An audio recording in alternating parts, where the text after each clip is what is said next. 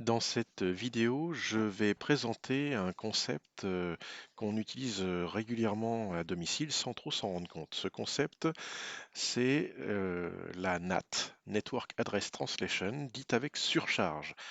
L'idée, c'est que chez vous, quand vous êtes connecté à Internet, vous utilisez votre box qui vous permet donc d'accéder à tous les services du web, que vous ayez un, 2, 3, 4 ou 10 PC à la maison, cela fonctionne.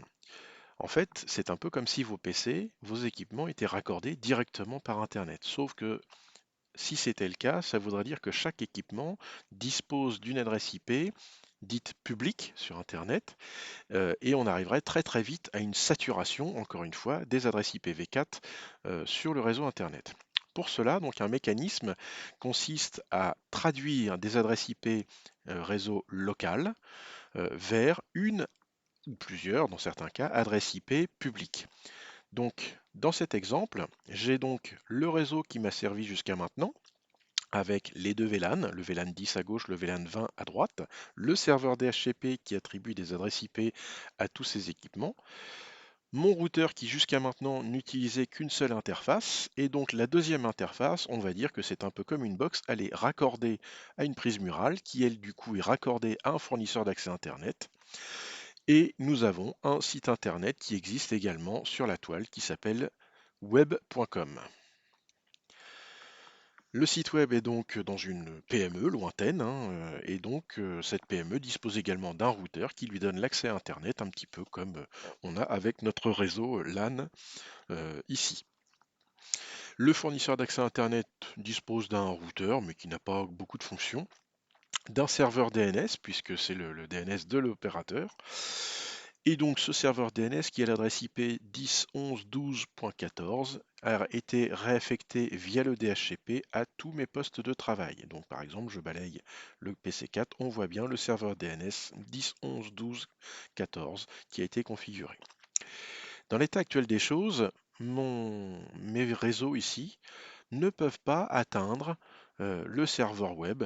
Ce serveur est disponible et bien enregistré en tant que web.com sur le serveur DNS qui est ici.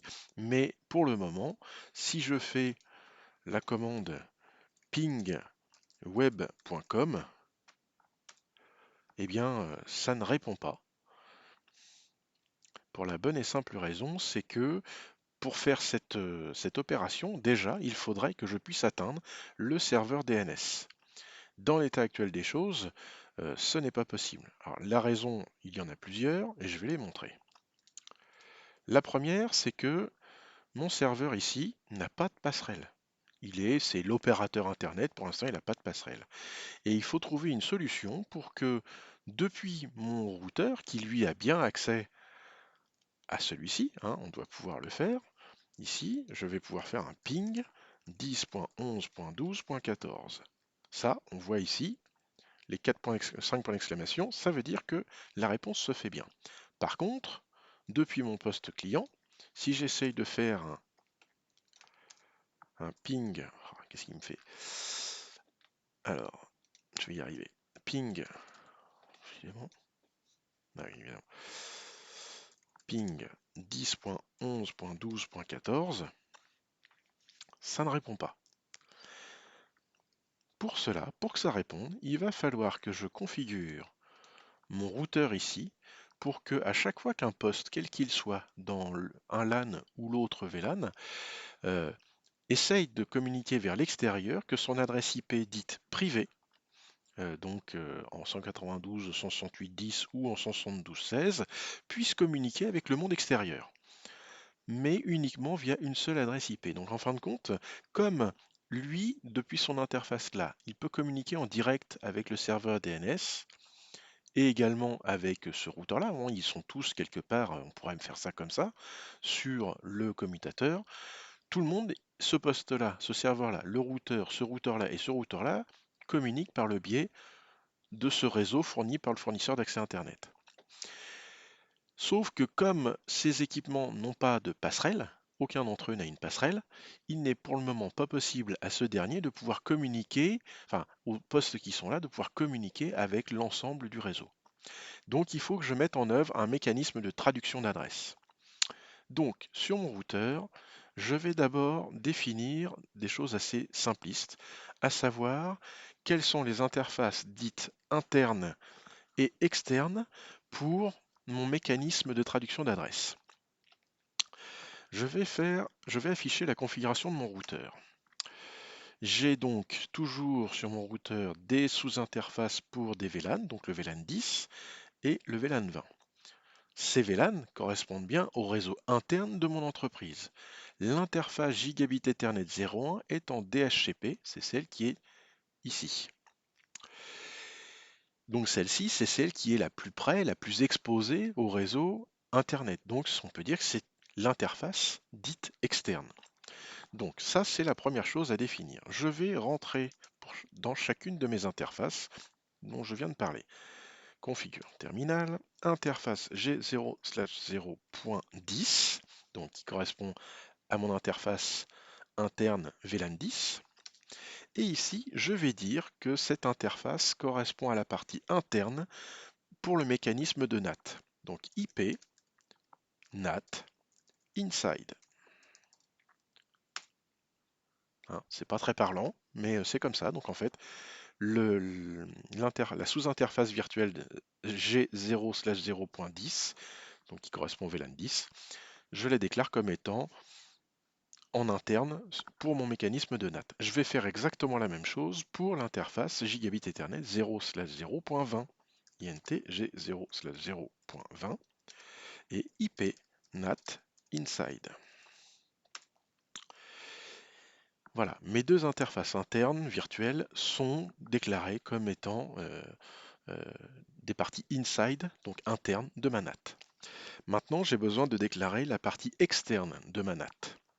La partie externe de ma NAT, c'est l'interface G0/1. Donc INT G0/1. C'est la G0/1 parce que c'est celle qui est connectée au FAI. Ici, cette interface, c'est l'interface externe pour la NAT. IP NAT outside. Voilà, là j'ai créé les deux côtés pour ma NAT. Un côté inside, donc mes VLAN, et un côté outside, mon interface Gigabit 0/1. Maintenant, pour faire fonctionner ce mécanisme de NAT, il faut que je déclare quels sont les réseaux autorisés à utiliser ce mécanisme de traduction d'adresse. Bien là, pour des raisons simples, je vais autoriser tout le monde. Donc, pour autoriser tout le monde, je vais devoir créer ce qu'on appelle une liste de contrôle d'accès, une ACL, qui va définir qui est autorisé à faire de la NAT. Alors là, on ne va pas vraiment lui dire qui est autorisé à faire de la NAT, on va juste faire une ACL qui autorise un réseau ou plusieurs réseaux. Donc, pour écrire cette ACL, on va écrire access list numéro 1, ça pourrait être la 1, la 2, la 3, la 10, jusqu'à 99. On va autoriser, donc permit, et on va autoriser tout le monde parce que pour le moment, on n'a pas envie de filtrer quoi que ce soit. Ce sera l'objet de la vidéo qui suivra. Donc, l'access list numéro 1 autorise tout le monde. Je valide. J'ai défini qui était inside, j'ai défini qui était outside. Je viens de définir qui sera autorisé à utiliser le mécanisme.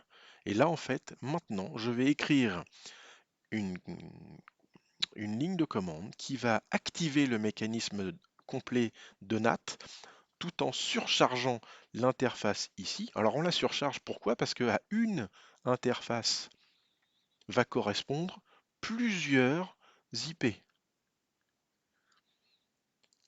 Donc ici, pour activer le mécanisme de NAT, c'est IP NAT. Inside, donc depuis le réseau interne, défini par la liste que je viens de créer, numéro 1. Sur l'interface G0/1, donc qui est l'interface de sortie, je vais la surcharger. Donc je redis ma phrase, j'active le mécanisme de NAT pour le réseau interne défini dans la liste 1. Sur l'interface G01, donc l'interface externe, celle qui est définie comme étant outside, avec surcharge, puisque c'est sur une seule interface externe de mon routeur qui a pour le moment une seule adresse IP, je vais lui affecter toutes les IP de mon réseau local. Donc je valide cette commande. Et bien voilà, je viens de terminer la mise en œuvre de la NAT sur mon routeur. Donc maintenant je vais procéder à quelques essais. Tout à l'heure sur mon poste, lorsque j'essayais de pinguer web.com, ça fonctionnait pas. Donc je vais essayer ici. Alors, ça fonctionnait pas parce que je n'arrivais pas à pinguer mon serveur DNS. Est-ce que maintenant, grâce au mécanisme de NAT, je peux pinguer mon serveur DNS instantanément? Alors il peut effectivement, comme d'habitude avec Packet Tracer, y avoir une petite latence sur le premier ping, mais là, ça a fonctionné instantanément. Est-ce que web.com fonctionnerait alors? Effectivement, web.com fonctionne. Donc web.com, ici j'ai 10.11.0.1. Donc 10.0.11.1, c'est ici. Alors ce n'est pas mon serveur là, hein. Mon serveur il est abrité derrière un réseau LAN privé. Et ici, mon routeur, grâce à un mécanisme de transfert de port, va renvoyer les requêtes HTTP qui vont se présenter sur cette interface sur le serveur web. Donc est-ce que je peux aller vraiment jusqu'au bout? Donc ici, sur mon navigateur, je vais taper http://web.com. J'arrive bien sur le serveur web.com. Voilà, c'était la vidéo de mise en œuvre de la NAT. Ah, avant de quitter, j'ai une petite démonstration à faire. Alors, ce que je vais faire, c'est que je vais aller sur mes différents postes pour aller vers le web.com. Je vais le faire 2 à gauche et je vais le faire pour 2 à droite également. Normalement, je n'ai même pas vérifié, j'ai confiance. Voilà, ça fonctionne également pour le VLAN 20.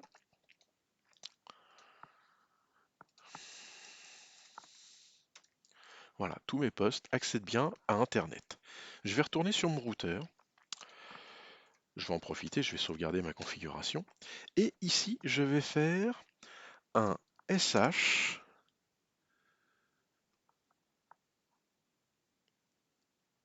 IP NAT translation. Ça va m'afficher la table de correspondance de la NAT.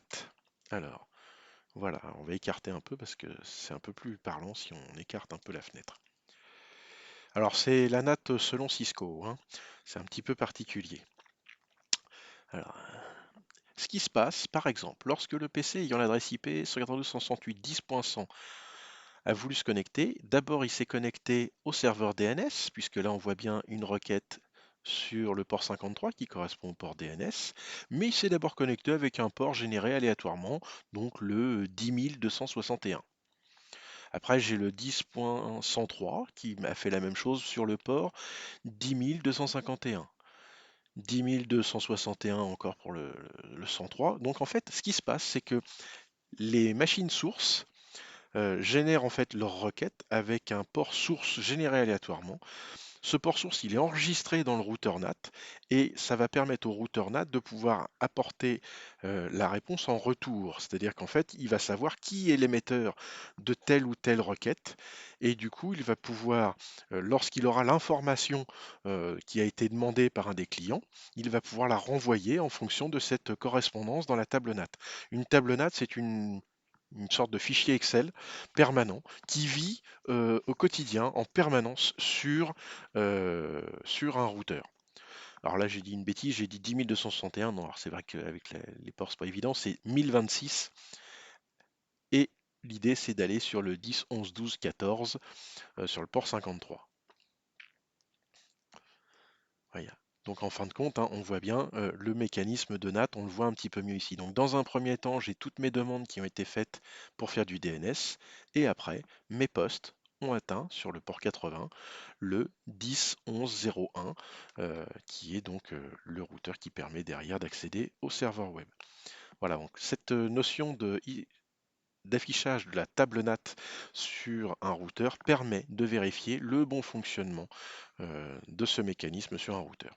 Voilà, cette fois-ci, j'en ai vraiment terminé avec la vidéo de présentation du mécanisme NAT sur un routeur.